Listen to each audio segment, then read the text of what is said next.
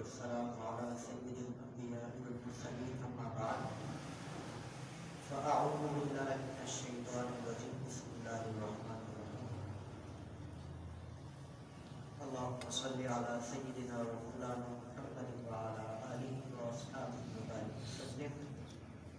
الحمدللہ ہماری ہفتہ وار جو درس حدیث کی نشستیں چل رہی ہیں، آج الحمدللہ اس کی ساتویں نشست ہم کرنے جا رہے ہیں. اور آج جو ہے کیونکہ ہمارا باب چل رہا ہے اخلاص نیت کے بارے میں،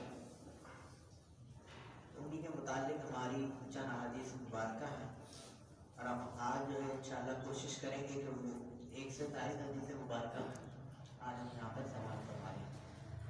پہلی حدیث مبارکہ جو ہم پڑھنے جا رہے ہیں وعن ابی ہریرہ رضی اللہ تعالیٰ عنہ، حضرت ابو ہریرہ رضی اللہ تعالیٰ عنہ روایت کرتے ہیں، اور یہ صحابی کا نام آپ نے کئی بار سنا ہوگا، حضرت ابو ہریرہ رضی اللہ تعالیٰ. تو ان کا اصل نام کیا ہے؟ عبد الرحمن بن صخر نام ہے ان کا. ابو ہریرہ ان کی کنیت ہے، اور یہ سرکار نے محبت کا نام انہیں عطا فرمایا تھا کہ حبرتن عربی میں جو ہے وہ بلی کو کہا جاتا ہے. تو یہ صحابی رسول بلیوں سے بڑا پیار کرتے تھے، تو ان کو سرکار نے محبت میں ابو ہریرہ نام سے پکارا. تو آج تک عالم اسلام ان کو ابو ہریرہ کے نام سے جانا کرتی ہے، جبکہ ان کا اصل نام کیا ہے؟ عبد الرحمن بن صخر. فرماتے ہیں قال رسول اللہ صلی اللہ علیہ وسلم، اللہ تعالیٰ کے رسول صلی اللہ علیہ وسلم نے فرمایا. ایسی پیاری حدیث مبارکہ ہے کہ صرف الفاظ پڑھے جائیں گے تو آپ کو مفہوم سمجھ آ جائے گا. یہ بڑی آسان حدیث مبارکہ ہے. فرمایا ان اللہ لا ينظر الى اجسامکم، کہ بے شک اللہ تعالیٰ تمہارے جسموں کو نہیں دیکھتا ہے، ولا الى صورکم، اور تمہاری صورتوں کو نہیں دیکھتا ہے. فرمایا اللہ تعالیٰ تمہارے جسموں کو نہیں دیکھتا ہے، تمہاری صورتوں کو نہیں دیکھتا ہے. دیکھتا کہاں ہے؟ فرمایا وَلَٰكِن يَنظُرُ إِلَىٰ قُلُوبِكُمْ، بلکہ اللہ تعالیٰ تو تمہارے دلوں کی طرف نگاہ رکھتا ہے. کیونکہ اخلاص نیت کا باب چل رہا ہے، تو اللہ تعالیٰ تمہارے دلوں پر نگاہ رکھتا ہے. اب یہاں دلوں سے مراد آپ یہ سماعت فرمائیں کہ چونکہ جو قلب ہوتا ہے نا، تو وہ نیت کرنے کا آلہ ہے. جو نیت کی جاتی ہے، جو ارادہ کیا جاتا ہے، وہ قلب سے ہی کیا جاتا ہے.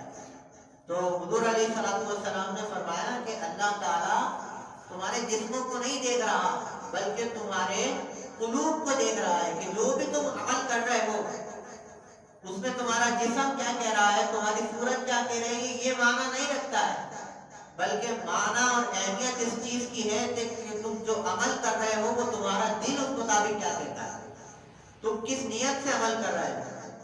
اسی طرح ایک اور معنی اس حدیث مبارکہ کا یہ ہے کہ چونکہ جسم سے تشبیہ یہ دی گئی کہ جسم ہمارا ظاہری ہے، جسم اور صورت یہ ایک ظاہری کیفیت کا نام ہے، اور قلوب جو ہمارا قلب ہے وہ باطن ہے.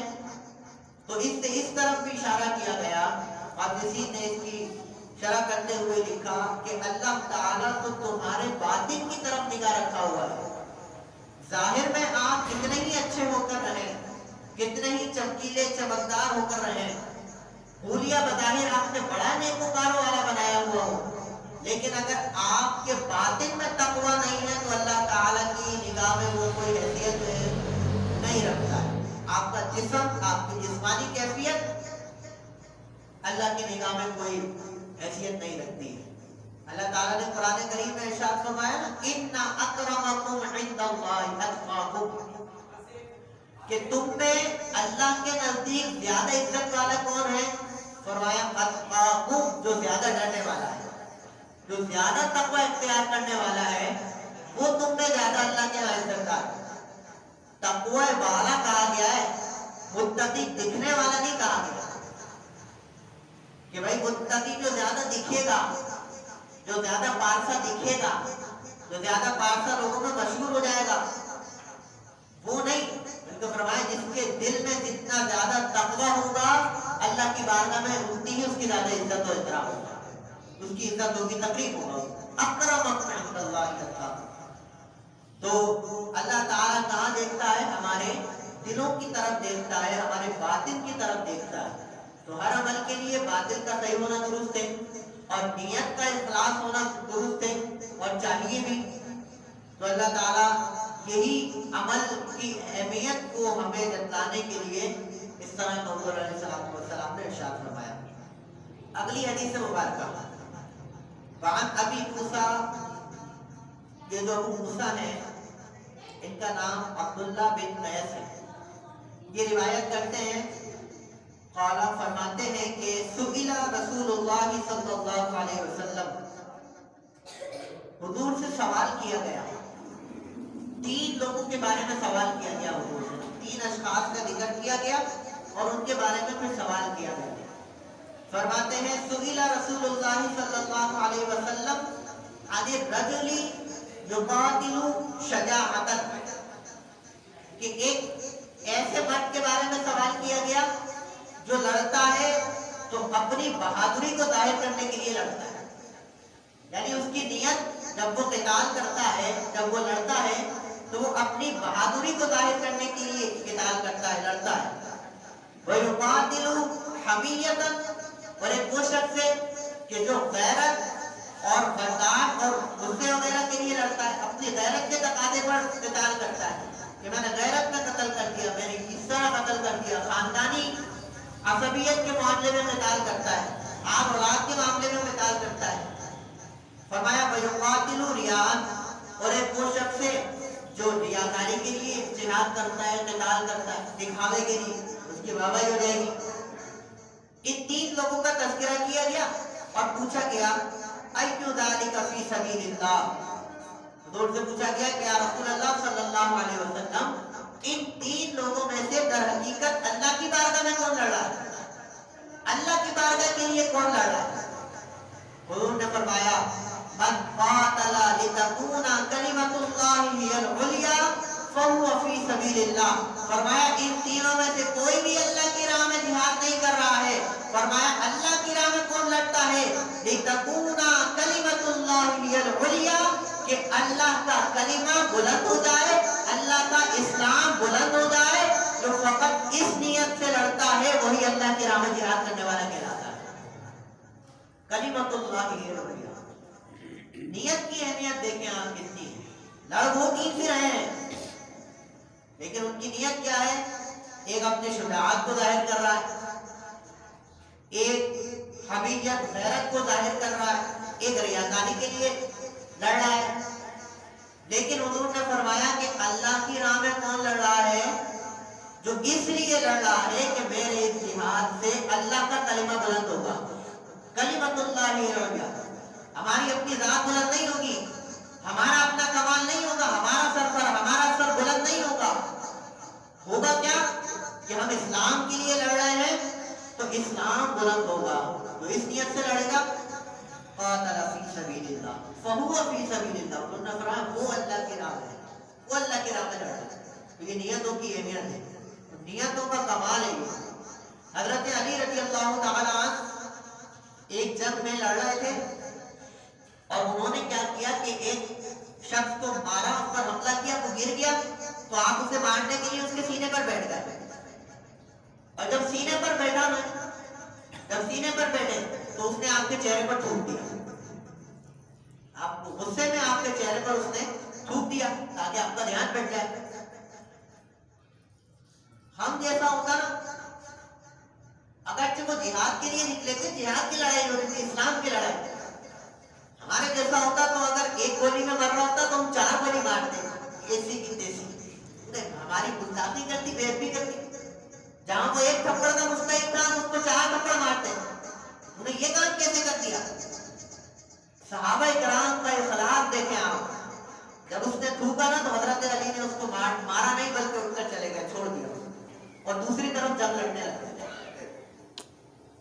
یہ اخلاص تھا ان کا۔ پوچھا گیا کیوں؟ تو اس بارے میں فرمایا علماء نے، اور پوچھا گیا کہ بھئی ایسا کیوں کیا گیا؟ کہا کہ اس وقت جب میں لڑ رہا تھا تو جہاد کے لیے لڑ رہا تھا، لیکن جب اس شخص نے میرے اوپر تھوکا اب اس میں میرا ذاتی غصہ بھی شامل ہو گیا تھا، لہذا میں نے اس کو چھوڑ دیا۔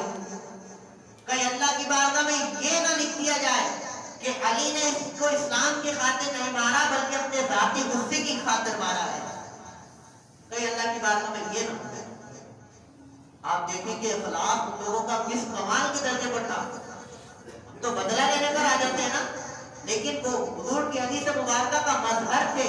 فرمایا من قاتل لتکون کلمۃ اللہ ہی العلیٰ، جو صرف اس لیے لڑ رہا ہے نا کہ اللہ کا کلمہ بلند ہو جائے، اللہ کا نعرہ بلند ہو جائے، اللہ کا دین بلند ہو جائے، فہو فی سبیل اللہ، بس وہی اللہ کی راہ میں لڑ رہا ہے۔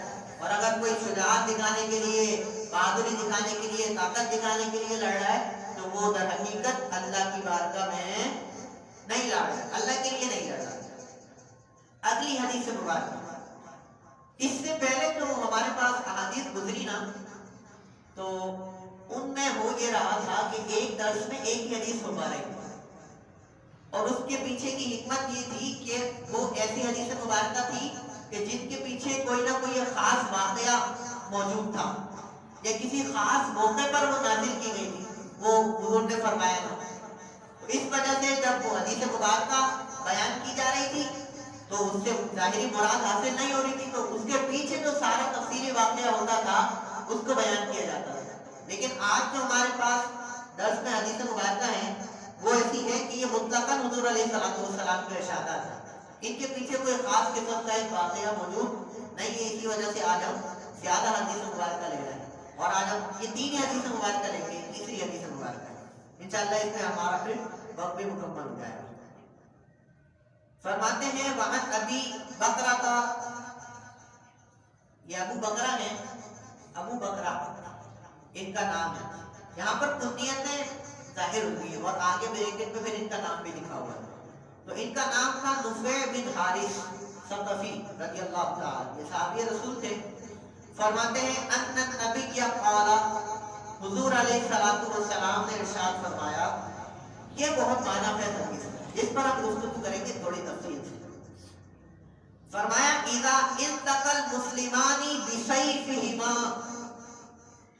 جب دو مسلمان گروہ یا دو مسلمان آپس میں ٹکرائیں اپنی تلواروں کے ساتھ یا اپنے ہتھیاروں کے ساتھ، فرمایا فالقاتل والمقتول فی النار، فرمایا مارنے والا بھی جہنم میں جائے گا، مرنے والا بھی جہنم میں جائے گا، کیونکہ اخلاص نیت کا بات چل رہا ہے نا۔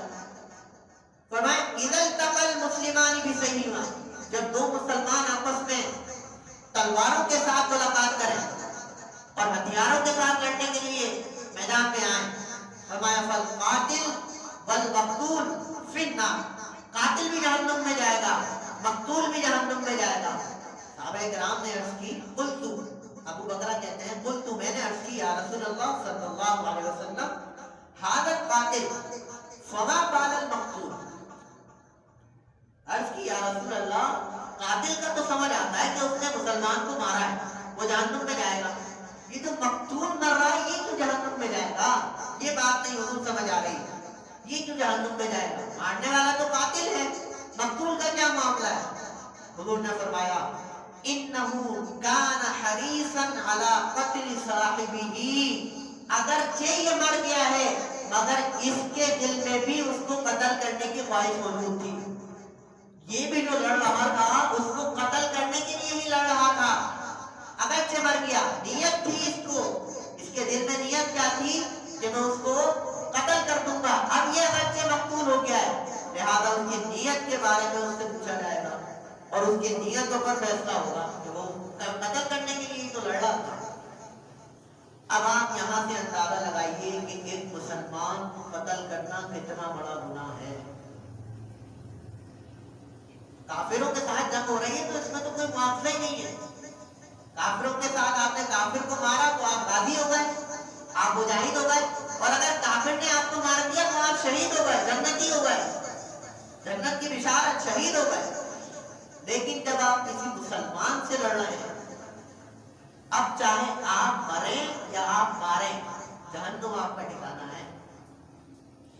اللہ تعالیٰ نے قرآن کریم میں ارشاد فرمایا من قتل مؤمنا متعمدا فجزاؤہ جہنم خالدا فیہا، مسلمانوں کے لیے جہنم میں ہمیشہ ہمیشہ رہنے کی وجہ کم ہے، کیونکہ آپ کی بات جانتے ہیں، ہم کئی بار اس بات کو عرض کر چکے کہ مسلمان اگرچہ جہنم میں جائیں گے لیکن سارے حساب کتاب کے بعد اپنی سزائیں مکمل کرنے کے بعد بالآخر انہوں نے جنت میں ہی جانا ہے، بالآخر جنت میں ہی جانا ہے مسلمانوں۔ لیکن یہاں پر اللہ نے فرمایا کہ جس نے کسی مومن کو جان بوجھ کر قتل کر دیا، ناحق قتل، جس نے کسی مسلمان کو جان بوجھ کر ناحق قتل کر دیا، فَجَزَاؤُهُ جَهَنَّمُ خَالِدًا فِيهَا، اس کی جزا یہ ہے کہ وہ ہمیشہ ہمیشہ جہنم میں رہنے والا ہے، ہمیشہ ہمیشہ جہنم میں رہنے والا ہے۔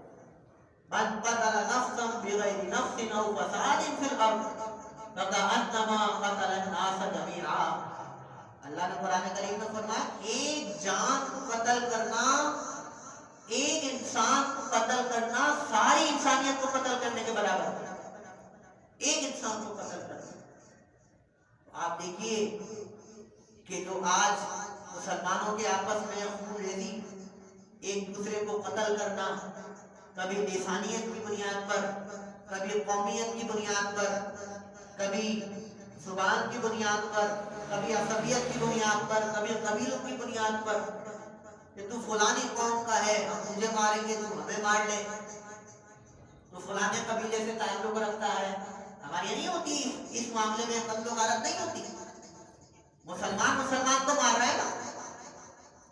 اب آج کل تو اتنا ماحول بگڑ گیا ہے کہ ذرا سا جھگڑا ہو جائے تو گھروں میں قتل ہو جاتے ہیں، بھائی بھائی کو مار رہا ہے، بھائی کے بچوں کو مار دیا، بیٹے نے باپ کو مار دیا، ماں کو مار دیا، مسلمان مسلمان کا قتل کر رہا ہے۔ انہوں نے فرمایا فالقاتل والمقتول، اگر یہ دونوں ایک دوسرے کو قتل کرنے کے ارادے سے لڑ رہے ہیں تو کیا ہوگا؟ قاتل بھی جہنم میں جانے والا ہے اور مقتول بھی جہنم میں جانے والا ہے۔ حضور علیہ الصلوۃ والسلام نے ارشاد فرمایا کہ اللہ کے نزدیک آسمان پھٹ جائے یا ایک مسلمان کو ناحق قتل کر دیا جائے، ایک مسلمان کا ناحق قتل آسمان کے پھٹنے سے زیادہ بھاری ہے، اندازہ کر رہے ہیں؟ حضور کی حدیث مبارکہ سے جب ہم نے یہ حدیث مبارکہ پڑھی تھی نا، مشکوٰۃ شریف میں یہ حدیث مبارکہ موجود ہے کہ آسمان پھٹ جائے اور ایک طرف ایک مسلمان کو ناحق قتل کر دیا جائے، یہ زیادہ بھاری ہے اللہ کی بات کہ اس مسلمان کو ناحق قتل کر دیا جائے۔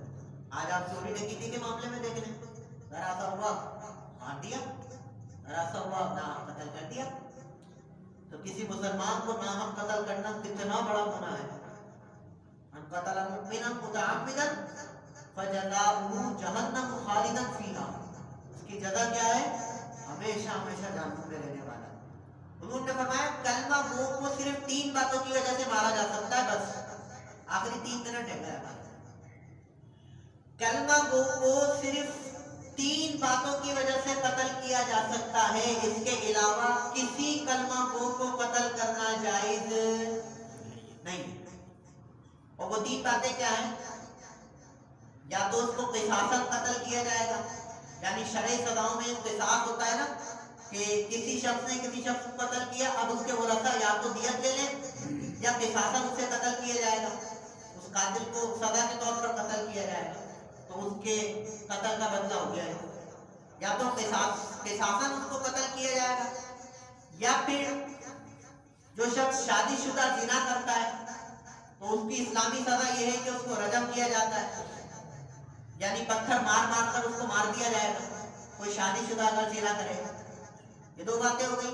تیسرا، یا تو وہ شخص کلمہ کو مرتد ہو جائے، اپنے اسلام سے پھر جائے، اسلام اس نے چھوڑ دیا، مرتد ہو گیا۔ تو ان 3 لوگوں کے علاوہ کسی کلمہ گو کو قتل کرنا جائز نہیں۔ اسلامی سزاؤں میں بھی صرف یہ 2 سزائیں ہیں جس میں قتل کرنے کا ہے، اس کے علاوہ اور کوئی سزا نہیں ہے جس میں قتل کیا جاتا ہو کلمہ پڑھنے والے۔